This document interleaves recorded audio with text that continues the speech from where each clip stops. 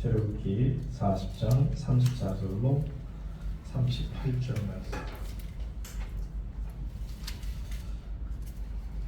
구름이 회막에 덮이고 여호와의 영광이 성막에 충만하매 모세가 회막에 들어갈 수 없었으니 이는 구름이 회막 위에 덮이고 여호와의 영광이 성막에 충만함이었으며, 구름이 성막 위에서 떠오를 때에는 이스라엘 자손이 그 모든 행진하는 길에 앞으로 나아갔고, 구름이 떠오르지 않을 때에는 떠오르는 날까지 나아가지 아니하였으며, 다 같이 있습니다.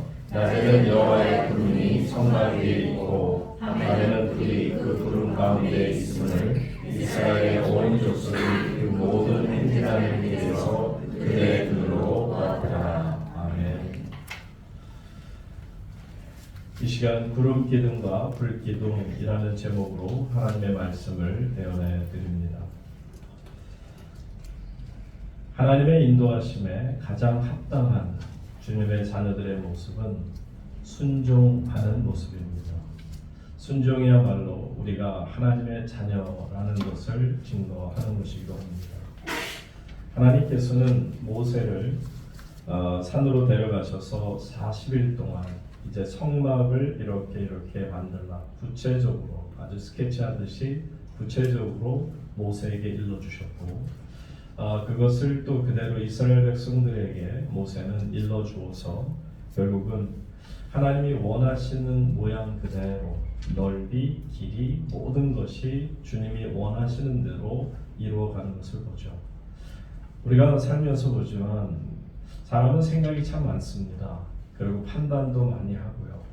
그러다 보면 하나님이 예를 들어서 한 요 정도 1m만 높이라고 하셨더라면 1m보다는 그래도 조금 더 높여서 한 1.5m나 2m 높이는 게 훨씬 더 좋지 않을까. 또 색깔도 이 색깔로 칠하라고 하셨는데 이것보다는 조금 더 사람들의 마음을 좀 편하게 할 수 있는 이런 색깔이면 어떨까. 길이, 높이, 하나님이 성막을 짓는 그런 모든 구체적인 성전의 기구까지도 기가 막히게 다 이렇게 만들라 하십니다. 그리고 심지어는 그 속에 있는 대제사장 그리고 대제사장의 자녀인 그들에게조차도 옷을 어떻게 입히고 또 그들이 어떻게 제사를 드릴 준비를 하나. 사실 그 말씀이 계속 나옵니다. 그렇게 나오다가 이제 지금 우리가 마지막 출애굽기 40장에서 이제 보시게 되는 건데, 이때 하나님께서 이 일에 대해서 순종하는 이스라엘 백성을 보며 크게 칭찬하는 것을 볼 수가 있습니다. 모세도 그렇고요. 이스라엘 백성도 자신들이 생각하기에는 이것이 하나님 보시기에는 조금 그렇게 보였을지 몰라도 우리 인간의 어떤 우리 상황 속에서 보면 그래도 이게 좀 낫지 않을까 하는 이런 모습이 전혀 없이 하나님이 원하시는 그대로 그 말씀대로 이루었음을 보게 되죠. 자, 39장 우리가 36절부터 4절부터 읽었습니다만 32절에 이런 말씀이 나옵니다. 출애굽기 39장 32절이에요. 다 같이 한번 읽어봅니다. 시작. 이스라엘 하나님이 이와 같이 성막 곧 회막의 모든 역사를 마치되 여호와께서 모세에게 명령하신 대로 다 행하고.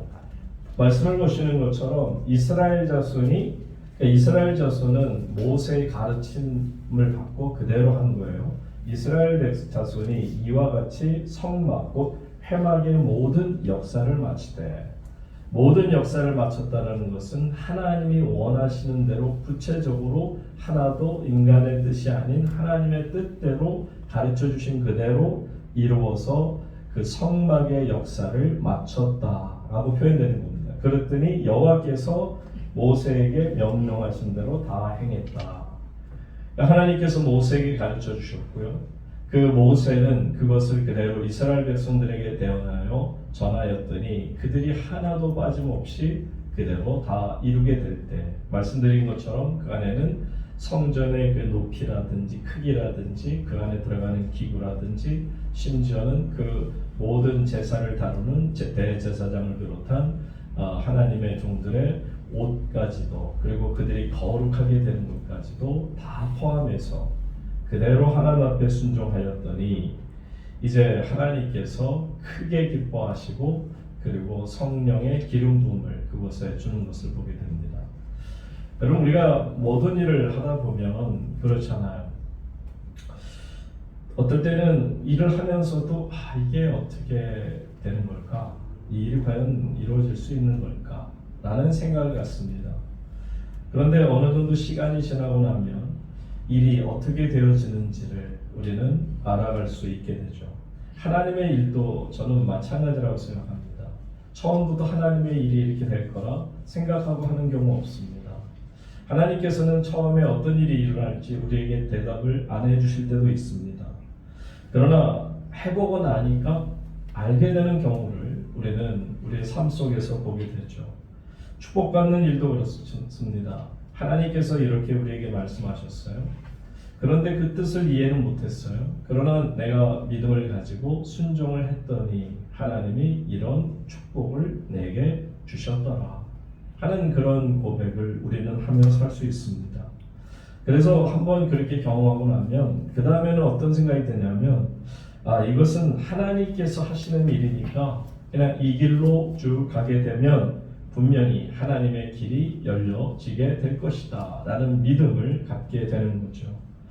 그리고서는 나중에 우리가 인생의 어떤 결말을 맞이게 될 때는 과연 하나님이 원하시는 대로 삶을 살았더니 이런 복을 내게 주셨구나 라고 눈을 감게 되는 것을 말합니다. 사실 사람이라고 한다 그러면 어린아이조차도요 자기 주장이 있어요. 여러분, 깐난장이가 자기 주장 없는 것 같죠? 대단합니다. 보통 자기 주장이 강한 게 아니에요. 사람은 나이가 드셔도 자기 주장이 강하세요. 사람은 나이가 젊던 나이가 많으시던 상관없이 모두가 다 자기 주장이 강한 편입니다.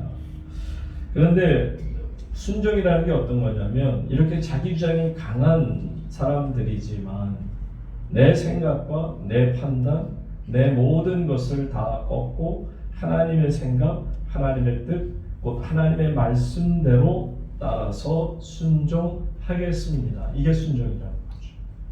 이 순종을 하나님께서 참 기뻐하시는 것을 보게 됩니다. 우리가 살면서 보지만 내 뜻대로 하겠다. 결국은 내 뜻대로 하다 보면 결론은 망하는 겁니다. 내 뜻대로 해서 결론이 잘 된다 그러면 그런 사람이 있으면 한번 나와보세요. 내 뜻대로 했더니 모든 일들이 정말 내가 뜻한 대로 다 이루어졌느니라. 모든 것이 완벽하게 이루어졌다라고 말할 수 있는 사람은 이 땅에 없습니다. 결국 하나님이 우리에게 말씀해 주신 대로 따랐더니 결국은 하나님 안에서 이 모든 일들이 하나 둘씩 다 이루어졌노라. 그렇게는 고백할 수가 있을 겁니다. 여러분, 하나님께서 노아에게 방주를 지으라 그렇습니다. 여러분, 방주라고 하는 것은요 일반 배가 아니잖아요. 모든 동물들의 정말 특징 있는 것도 하나씩을 다 불러 모으려고 하니 얼마나 큽니까? 실제 모델을 갖다 미국에서 만들어 놓은 것도 우리 영상을 통해 보지만 작지 않습니다. 상당히 크더라고요.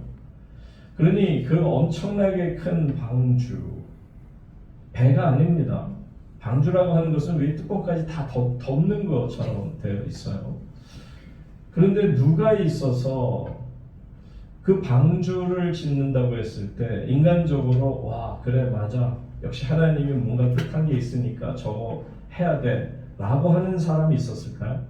심지어는 노아의 식구들조차도 우리 어르신이 좀 뭐가 잘못된 것 같아, 우리 아빠가 뭐가 잘못된 것 같아, 우리 남편이 뭐가 잘못됐지, 어떻게 저런 어리석은 일을 하지, 그것도 세상에 배를 부두에다가 져야지, 물가에다 져야지, 뭐였다고 산 꼭대기까지 올라가서 산 꼭대기에서 그 어마어마한 방주를, 배도 아닌 방주를 짓고 있느냐는 말이에요. 이해됩니까? 그러면 노아 자신은 이해가 됐을까요? 그것도 1, 2년도 아니고 120년 동안을 짓는 동안에 노아가 120년 동안을 그래 나는 이걸 확실히 알고 있어 그리고 그 120년 동안을 따라갔을까요? 그러니까 노아 성격도 참 무던한 분이에요. 그러니까 노아는 정말 순종 그 자체인 것 같습니다. 120년 동안 본인이 이해도 하지 못하고 깨닫지도 못하는 일을 120년 동안 죽어라 하게 되는 것을 보게 됩니다. 그만큼 하나님께서 노아를 택하신 이유가 있겠죠. 이처럼 노아는 하나님 앞에서 순종하며 방주를 지었어요. 여러분, 이게 하나님 앞에서의 순종이라는 겁니다. 내 생각, 내 판단, 내 뜻을 강조하면서 순종, 절대로 순종 안 됩니다. 왜냐고요? 내가 생각하기에는 그게 아닌데, 마음으로 복종이 안 되는데, 마음으로도 보통 그렇죠. 이해가 되면은 순종하고 이해가 되지 않으면 복종하라. 뭐 그렇게까지 얘기하는데 두 개가 다 안 될 수 있잖아요. 마음으로도 안 되고 생각으로도 도무지 내가 이해할 수가 없어. 받아들일 수가 없어. 아브라함도 마찬가지예요. 내 친척 아비 집을 떠나라. 무작정 떠나라 그러세요. 하나님의 뜻이 어디 있는지도 제대로 가르쳐 주시지도 않고 그냥 무작정 가라 그러세요. 그런데 그것을 순종하며 따라가기가 쉽겠습니까? 따라가면서도 계속 이게 뭐지 도대체? 왜 나를 아버지 그 편하고 잘 먹고 잘 사는 곳에서 떠나서 지금 엉뚱한 곳으로 나를 보내는 이유가 도대체 뭘까? 라는 생각이 있을 수 있습니다. 지금 보시는 것처럼 하나님께서 모세를 통하여서 이스라엘 백성들에게 지으라고 했을 때 이 성막을 짓는 역사를 잘 마쳤잖아요. 하나님 원하시는 순종대로 마쳤는데 그때만 해도 수많은 사람들 생각 속에 도대체 이런 천막을 가지고 뭘 하는 거지? 라는 생각, 이런 방을 만든다고 도대체 무슨 큰 이유가 있을까? 아니 그 크신 하나님이 이 조그만 공간에 갇히신다고? 이게 말이 돼? 아니 성막을 저는 그 크신 하나님, 우주 만물을 창조하신 그 광대하시고 위대하신 하나님이 이 조그마한 성막 안에 갇혀 지내신다고? 이게 말이 돼? 아마 사람들은 이해가 되지 않았을 거예요. 번제단 만들라? 번제단은 왜? 물두멍은 왜? 대제사장이 입는 옷이 이렇게 이것저것 그 안에다가 술도 넣고 이렇게 술도 달고 거기에 보석도 달고 이렇게 했을 때도 전혀 이해가 안 가는 거죠. 도대체 왜 이런 일을 왜 우리에게 시킬까? 향단은 도대체 왜 만들고? 그랬더라면 그들은 순종 못합니다. 그런데 그들이 하나님 앞에서 성막 곧 회막의 모든 역사를 마치되 하나님이 원하시는 방법대로 하나님이 원하시는 모양대로 크기대로 하나님의 말씀 그대로 역사를 이루었다. 명령하신 대로 다 행했다. 여기에 하나님의 은혜가 있는 것이고요. 바로 이것이 순종이라는 것을 우리에게 보여주십니다. 그러니까 이스라엘 백성들이 처음부터 순종 안 한 건 아니에요. 이스라엘 백성들이 이렇게 나름대로 하나님 앞에 순종하는 모습을 볼 수가 있습니다. 우리는 하나님께서 우리에게 하라고 하는 일을 다 이해할 수 없습니다. 저 개인적으로도 그렇고 여러분도 그렇고 살다 보면 하나님이 이런 일을 해라 했을 때 이해 안 가는 일이 많잖아요. 여러분, 저는 순종이라는 것을 제자훈련을 할 때 제가 강조한 것 중에 하나가 겁니다. 저는 순종이라는 것을 어떻게 생각하느냐면 억울한 일이라고 생각해요. 왜냐하면 제가 신앙생활을 쭉 하면서 보게 되면 순종이라는 단어가 탁 하고 내 목에 걸린 것처럼 내 마음에 턱 걸리는 게 뭐냐면 큰일 났다. 또 하나님이 내 것을 가져가시려나 보다. 내가 소중하게 생각하는 거, 내가 너무너무 귀중한 것을 내놔 그리고 빼앗아 가신다고 생각해요. 그게 제가 어려서부터 하나님 앞에서 깨달은 순종이라는 거였어요. 무슨 얘기냐면 제가 원하는 게 있어요. 정말 목회를 제가 시작하는 초년부터 전도사 때부터도 정말 원하는 모습을 가지고 있었어요. 예를 들면 제가 하나님 앞에서 이제 호주에서 이제 신대원을 졸업하고 그리고는 하나님께서 저에게 글렌브룩이라는 아주 호주 동네 좋은 목사님 또 좋은 교인들을 만나게 하셔서 그곳에서 강도사로 제가 3년 넘게 이제 사역을 하다 보니까 마침 저를 키워주신 목사님이 리치몬드라는 동네에서 담임을 목회를 하셨는데 저에게 이제 그 교회 마침 새 목사 자리가 나와서 저로 보내게 되고 또 저도 가서 그 교회 인터뷰도 하는데 교회가 너무 좋은 거예요. 물론 좀 시드니에서 떨어져 있는 시골이긴 하지만 그래도 젊은 이제 전도사가 목사가 돼서 안수받고 첫 목양주를 하기에는 너무너무 좋은 교회. 그래서 막 가슴이 뛸 정도로 참 좋았습니다. 그런데 하필이면 다 얘기할 수는 없지만 그 성도님들 그 한인교회를 제가 잠시 그 목사님이 빈 교회를 제가 맡아서 한 1년 정도 이렇게 목회를 해드린 한 교회가 있는데 그 교회가 나름대로 좀 성장을 했었어요. 그래서 한 20명 모이던 교회가 한 7, 80명 정도까지 했고 그 다음에 이제 목사님이 오셔서 저는 다시 이렇게 목사님한테 핸드오버하고 그리고 저는 이제 호주교회에 있었기 때문에 거기서 계속 있으면서 주일날만 내려와 설교를 하고 올라갔거든요. 그러다가 이제 이제 목사님이 오셨으니까 다 넘기고 저는 아무 생각 없이 이제 한국에 2달 동안 휴가 나왔다가 다시 돌아갔더니 세상에 2달 동안 교회가 깨져버렸어요. 20명에서 한 7, 80명까지 올라갔던 그래도 굉장히 이민교회 치고는 적지 않은 교회까지 됐는데 그 사이에 완전히 2달 사이에 깨어져 버렸어요. 돈 문제 막 이런 것 때문에. 그러더니 결국은 거기에서 남은 한 20명 정도 되는 교인들이 저희 집을 쳐들어와 갖고 최승일 전도사님이 우리를 맡아주시면 우리가 개척을 시작하면서 저 아무개 목사를 우리가 풀어줄 수 있지만 만약에 최승일 전도사님이 우리를 맡아주시지 않는다면 개척을 안 한다면 저 사람은 어디 지역 좀 큰 교회 가기로 했는데 그것도 막을 뿐만 아니라 목사 자체를 못하게 만들 거다.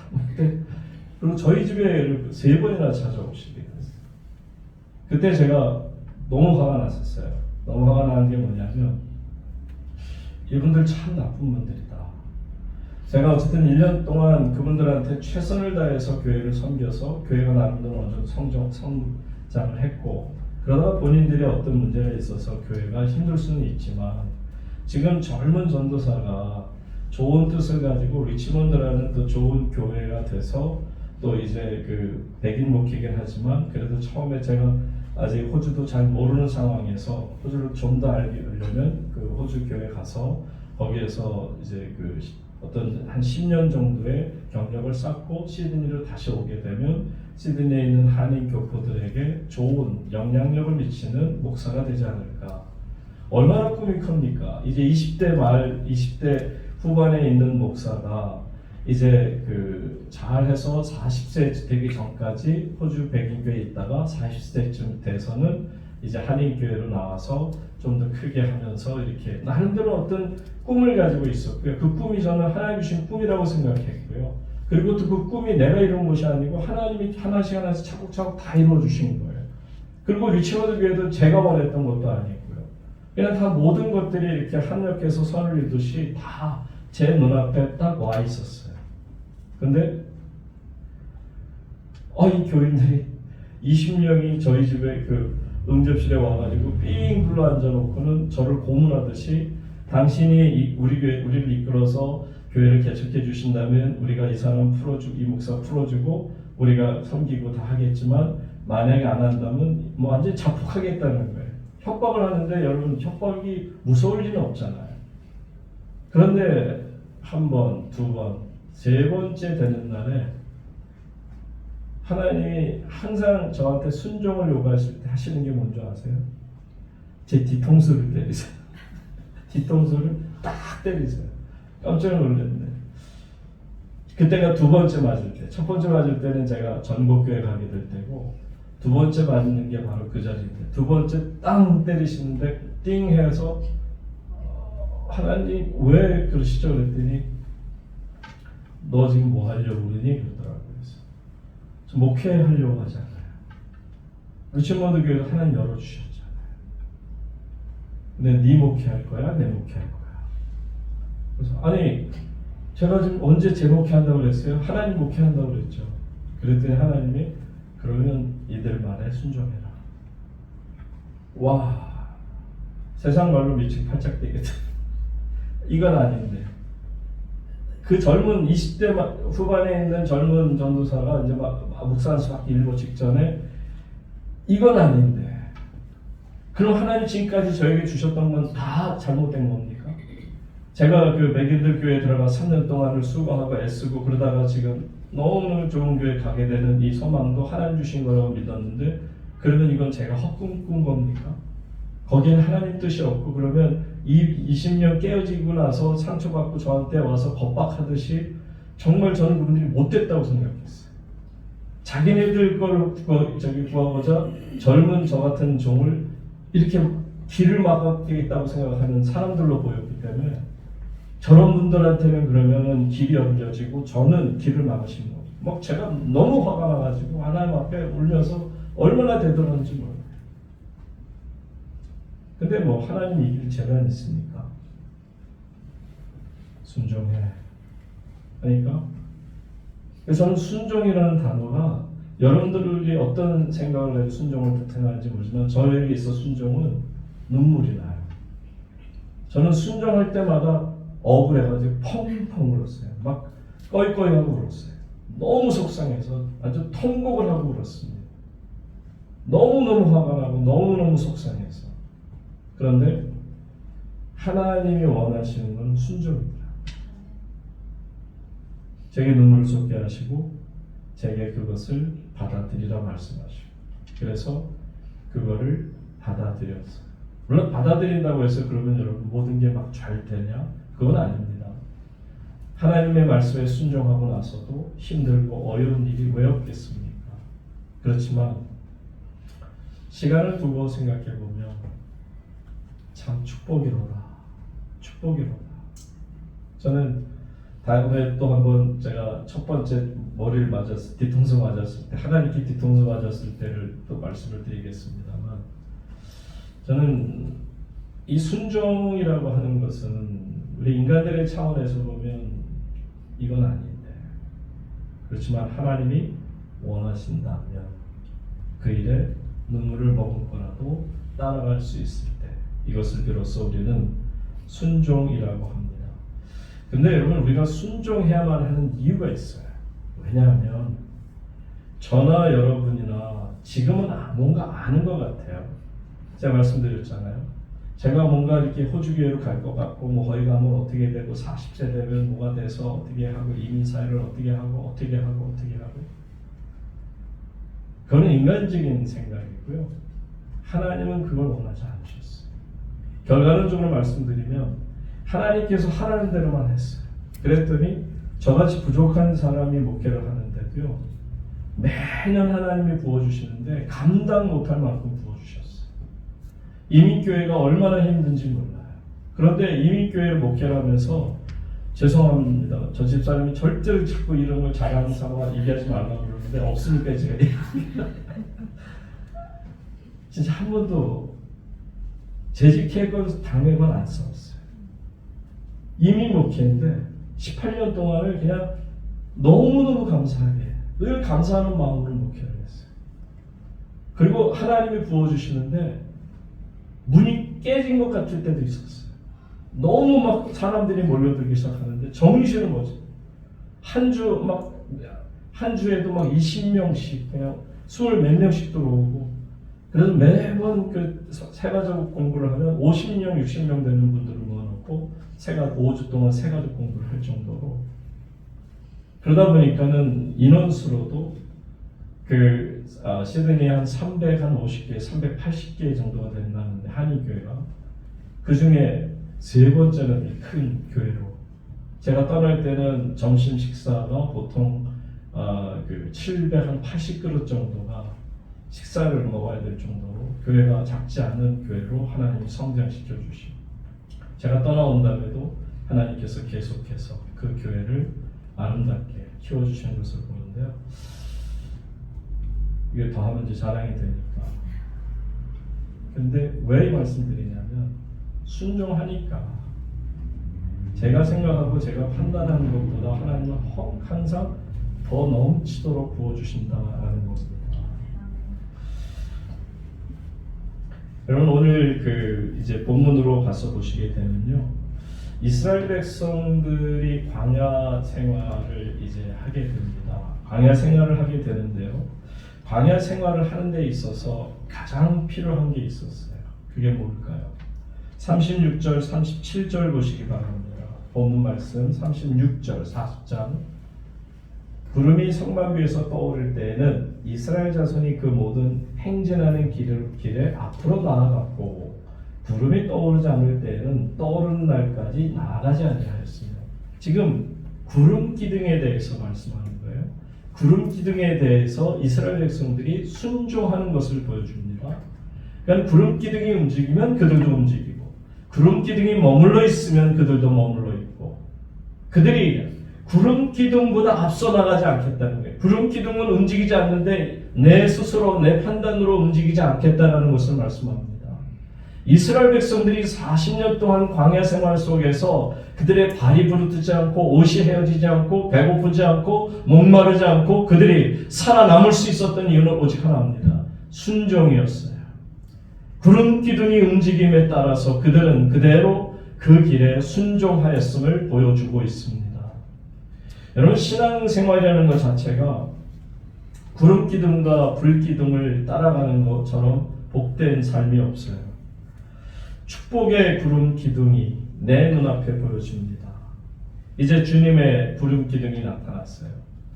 여러분들, 우리가 지금 40장 보고 있는데요. 말씀드린 것처럼 39장까지는 이스라엘 백성들이 모세가 하나님을 받은 말씀을 가지고 그대로 행하였더니 하나님께서 너무 기뻐하시고 구름으로 그 성막 위에 임하여 주셨고, 그 구름이 얼마나 그 성막 안에 가득 찼던지 모세조차도 그 안에 들어갈 수가 없을 만큼 하나님의 영광이 가득하였다라고 표현해요. 여러분, 하나님의 이제 영광이 나타나는 것인데, 그러면서 구름 역사는 하나님의 역사를 우리에게 보여주고 있는 겁니다. 그러니까 구름 기둥, 불 기둥으로 이제 내가 너희를 인도하여 날 텐데 너희는 이 일에 대해서 순종하며 따라오라 라고 말씀하고 계십니다. 너희가 움직이고 싶다고 움직이지 마. 네가 머물고 싶다고 머물고 있지 마. 네가 움직이는 것, 네가 머무는 것, 이 모든 것은 내가 보여주는 구름 기둥 따라서, 불 기둥 따라서 그것을 행하며 가라 하십니다. 근데 사실은 이 불기둥과 구름 기둥이요, 어디서 가장 먼저 나오는지 아세요? 출애굽기 14장에 보시게 되면 이스라엘 백성들이 홍해에 다다르게 됐을 때 나타난 역사입니다. 애국 군사가 쫓아와요. 이제는 건널 수가 없어요. 홍해 앞에서 홍해가 가다지기 전까지 그 두려움 속에 떨고 있던 그 이스라엘 백성들 가운데 하나님께서 구름 기둥을 보여주세요. 구름 기둥이 했던 게 뭐냐? 구름 기둥으로 이스라엘 백성과 애국 군사를 나누어 버렸어요. 이쪽에서 이쪽으로 건너오지 못하도록. 그리고는 거기에 보게 되면 거기 불기둥으로 그 안에 불을 집어넣었어요. 성경 나중에 출애굽기 14장 보시기 바랍니다. 보면 이쪽 애국 군사 쪽에는 깜깜해요. 흑암이 가득 차서 너무 깜깜해갖고 어쩔 줄은 몰라 하고요. 반면에 이쪽 이스라엘 진영 쪽으로는 구름 기둥 속에 불이 들어가면서 불기둥이 되니까 그쪽에는 환하게 비춰져서 밤새 그들이 행진할 수 있도록 만들었다. 그렇게 출애굽기 14장에 그대로 나오고 있습니다. 그때 처음으로 불기둥과 구름 기둥에 대한 이야기가 나오고 있죠. 자, 구름 기둥과 불 기둥을 통해서 우리에게 보여주는 것은 뭐냐? 그저 내가 먼저 가니까 너는 따라와, 그것으로만 말씀하는 게 아니에요. 보시는 것처럼 불기둥, 구름 기둥이 하나님께서 그들의 모든 삶을 이끌어 가신다라고 하는 이 내가 너의 인도자가 될 거야. 그러니 너는 그대로 믿고 순종하고 따라오면 돼. 내가 구름 기둥으로 갈 때 너는 그 구름 기둥 보면서 따라오면 돼. 그리고 내가 불 기둥으로 너를 이끌어주고 환한 대낮같이 환하게 비춰줘서 그 밤중에도 어둠이 사라지게 하고 너희에게 필요한 모든 것을 내가 공급할 거야 하시는 그 말씀이거든요. 그러니까 구름 기둥과 불 기둥은 뭐냐면 우리를 인도하신 것뿐만 아니라 우리를 보호하심도 되고요. 심지어는요, 여러분 나중에 출애굽기 14장에 보시게 되면 애국 군사가 이 홍해를 따라 들어오잖아요. 구름 기둥이 싹 거치는 순간에 이스라엘 백성 다 건너고요. 하나님의 불 기둥이 그들을 환하게 비춰줘서 그들이 그 물 가운데 걸을 때에도 돌 하나까지 다 보면서도 어려움 없이 그 불기둥 가운데서 하나님의 인도하심 속에 다 빠져나가고 나서, 그리고 나서 이제 하나님이 구름 기둥, 어둠의 구름의 기둥을 거치시는 순간 이 애국 군사가 들어오려고 할 때 그때 불기둥으로 하나님께서 그들을 어지럽히면서 결국은 우왕좌왕 만들고, 그래서는 그들이 그 바닷속으로 들어와서도 더 이상 길도 가지 못하고 우물쭈물하다가 물이 합쳐지면서 모두가 몰살하고 마는 것을 보여주죠. 그러니까 하나님께서는 구름 기둥과 불 기둥을 우리의 인생 광야길에 주시는 게 뭐냐? 내가 너의 인도자가 되어줄 것이다. 동시에 내가 너의 보호자가 되어줄 것이다. 내가 너의 모든 상황 속에서 내가 함께하며 너를 지켜주리라 약속하시는 것을 보여주죠. 그래서 저는 하나님의 이런 생각, 우리가 전혀 깨닫지도 못하고 있을 때 보여주시는 이런 것들이 너무 귀한 것 같아요. 그러니까 여러분, 이걸 우리가 한 번, 두 번 경험하다 보면, 그렇지, 내가 모른다고 해서 하나님이 모르는 게 아니잖아. 내가 깨닫지 못한다고 해서 하나님이 역사를 안 하시는 게 아니잖아. 다만 나는 지금 알지 못하고 깨닫지 못하지만 하나님의 역사는 앞으로도 더욱 놀라운 은혜를 준비하신 줄로 믿습니다. 나도 모르게 이렇게 따라가는 거예요. 한 걸음 한 걸음 따라가다 보면 결국 38절에 이렇게 끝이 납니다. 38절 다 같이 한번 읽겠습니다. 시작. 낮에는 성막이 있고 밤에는 불이 그 구름 가운데 있음을 이스라엘의 온 족속이 그 모든 행진하는 길에서 그들의 눈으로 보았더라. 40년 동안이에요. 여러분, 그 이스라엘 그 성지 순례를 다녀오신 분들이 하는 말씀인데, 여기 그 정릉교회 박은호 목사님 여러 차례 거기서 몇 달도 살기도 하면서 아주 연구를 많이 한 분이에요. 박은호 목사님이 늘 가끔씩 이렇게 얘기하다 보면 이 이야기를 할 때가 있어요. 그러면서 그 사막이 너무 덥다는 거예요. 진짜 그냥 사람이 걸을 수가 없는, 그냥 4휠 SUV 그 차량을 갖고 에어컨을 틀거나 가도 좀 두려울 정도인데, 만약에 에어컨도 없다 그러면 차로 가도 힘든, 그것이 바로 사막이라는 것이죠. 그런데 40년을 어떻게 여기서 견뎌냈을까? 사막은 저녁에는 낮 기온이 달리 거의 30-40도 차이가 날 정도로 푹 떨어져서 추위가 찾아오는데, 어떻게 거기서 어린아이들에 이르기까지 이 길을 갈 수가 있었을까? 근데 옷도 헤어지지 않고 발도 부르뜨지 않고. 여러분, 이 구름 기둥과 불 기둥의 그 기능이 참 기가 막히죠. 하나님은 우리가 생각하는 이상의 어떤 항상 놀라운 일을 행하시는 거죠. 구름 기둥이라는 게 뭐냐면 말 그대로 그냥 이렇게 필라처럼 이렇게 폴처럼 이렇게 있고 높은 하나의 어떤 것이라기보다는, 이게 구름 기둥이라는 것 자체가 기둥을 통해서 하늘을 덮어버리는 거죠. 그러니까 하늘에 구름으로 꽉 차게 되면, 신기하게도 이 중동의 날씨도 그렇고요. 이게 그쪽의 날씨들은 건조하잖아요. 건조한 나라의 특징은 뭐냐면 여기 온도가 40도가 돼도요, 구름이 끼게 되면 시원합니다. 전혀 습도를 느끼지를 못해요. 그러니까 아주 쾌적한 것을 말하죠. 그러니까 이스라엘 백성들이 광야를 가는 동안 40년 동안 하나님께서는 물론 때로 필요할 때는 해를 그들에게 주셨겠으나 그들이 어려움 당하지 않도록 구름 기둥으로 그들을 보호하심을 보여주는 거예요. 이끄시는 어떤 이정표만 된 것이 아니고요. 이처럼 하나님께서 놀랍게도 이스라엘 백성들이 살아남을 수 있도록 광야 생활하는 가운데 어려움 없도록 그렇게 막아주시고요. 여러분들 호텔 같은 데 가서 보시면 겨울에 이렇게 난로를 갖다 위에 이렇게 그 히터를 켜주잖아요. 그러면 위에서 히터가 이렇게 나오면 따뜻한 걸 좀 느낄 수 있는 것처럼, 여러분 이 구름 기둥이라는 거 있잖아요. 구름 기둥에 불 기둥이 따로 있는 게 아니고요. 구름 기둥 속에 저녁에 필요할 때는 불이 들어가요. 구름 기둥을 가지고 그 안에 불을 넣었다 불을 껐다 하시는 그런 작용을 생각하시면 돼요.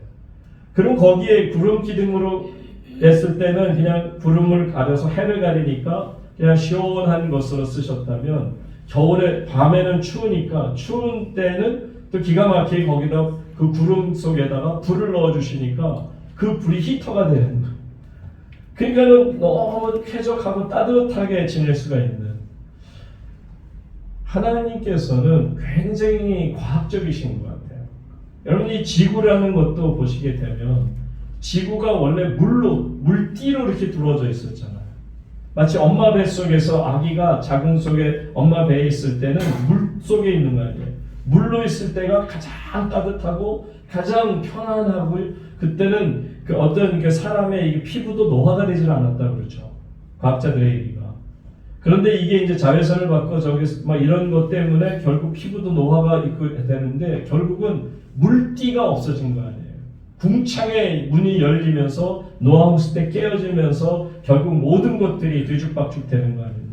하나님은 이렇게 기가 막히게 사람이 살기 가장 쾌적한 상황으로 이 세상을 창조하신 거예요. 구름 기둥과 불 기둥 역시도 하나님께서, 창조자 하나님께서 인간들이 40년 동안 광야 생활하는데 불편 없도록 만들어 주신, 인간이 도무지 생각할 수 없는 과학을 뛰어넘는 이런 놀라운 능력으로 함께 하신 것을 말씀합니다. 그러니까 여러분, 답은 하나예요. 아니, 이렇게까지 다 알아서 해주시겠다는데 아직도 나는 이해 못했어요. 나는 순종하기 힘들어요. 나는 따라갈 수가 없어요. 내 생각에는 아직은 아닌 것 같아요. 여러분, 아직도 하나님 앞에서 내 생각, 내 주장, 내 판단을 이야기하시겠습니까? 신앙은 순종하는 겁니다. 여러분들이 이 인생 광야길을 걸어갈 때 저는 그렇게 생각해요. 예수님이 우리의 구름기둥이시다. 예수님이 우리의 불기둥이시다.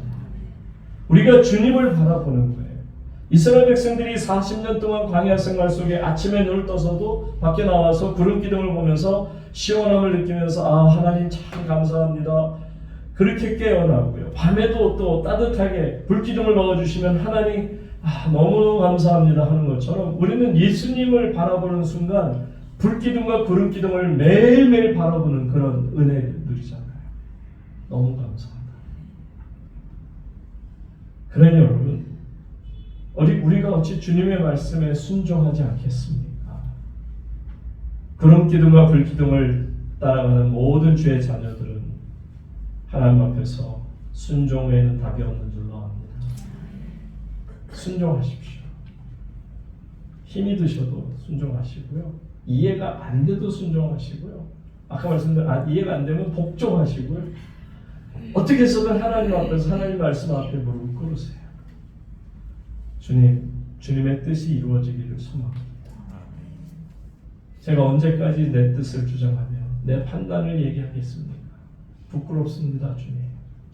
이렇게 여러분들이 하나님 앞에서 내 자신을 내려놓고 하나님께 모든 것을 맡길진대 하나님께서 우리의 남은 인생을 끝까지 책임지시고 우리의 인생 광야길을 낮에는 구름기둥, 밤에는 불기둥으로 우리를, 또 나뿐만 아니라 우리의 온 가족을 지키시고 보호해 주실 줄로 믿습니다. 오늘 밤에도 함께 기도할 때 하나님 앞에서 순종하는 주님의 귀한 자녀들 되기를 주의 이름으로 축원합니다. 함께 기도하겠습니다.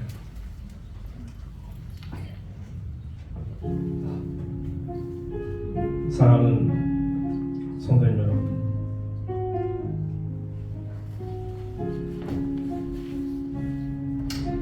광야 생활 속에서 순종은 축복의 기초가 됩니다. 순종하십시오. 눈물이 나더라도 순종하십시오. 통곡이 떠나올 만큼 억울해도 순종하십시오. 그러면 성령님의 기름 부음을 받게 될 것입니다. 또한 하나님이 예배하신 놀라운 축복을 누릴 때가 올 것입니다. 광야 같은 삶을 살아가는 우리들에게 하나님께서는 우리로 하여금 굶지 않도록 목마르지 않도록 날마다 풍성한 식탁을 예비하시고 목마른 자들에게 생물을 퍼서 우리에게 채워주시고 우리가 또한 외롭지 않도록 주님께서는 우리에게 말씀과 성막을 주시고 심지어는 불기둥과 구름기둥까지 보내주셨습니다. 하나님 앞에 이 시간 하나님 그동안 순종하지 못한 마음으로 복종하지 못한 불순종한 우리들의 잘못을 고백하오니 하나님 용서하여 주시옵소서. 우리 이 시간 나같이 통성으로 하나님 앞에 기도하며 나아갑니다. 기도하겠습니다. 하나님 아버지, 상한 신령과 꺼져가는 등불과도 같은 연약한 저희들 하나님께서는 끝까지 버리지 아니하여 주시고 하나님의 귀한 자녀로 품어주시며 너는 내 것이다 말씀하여 주시니 감사합니다.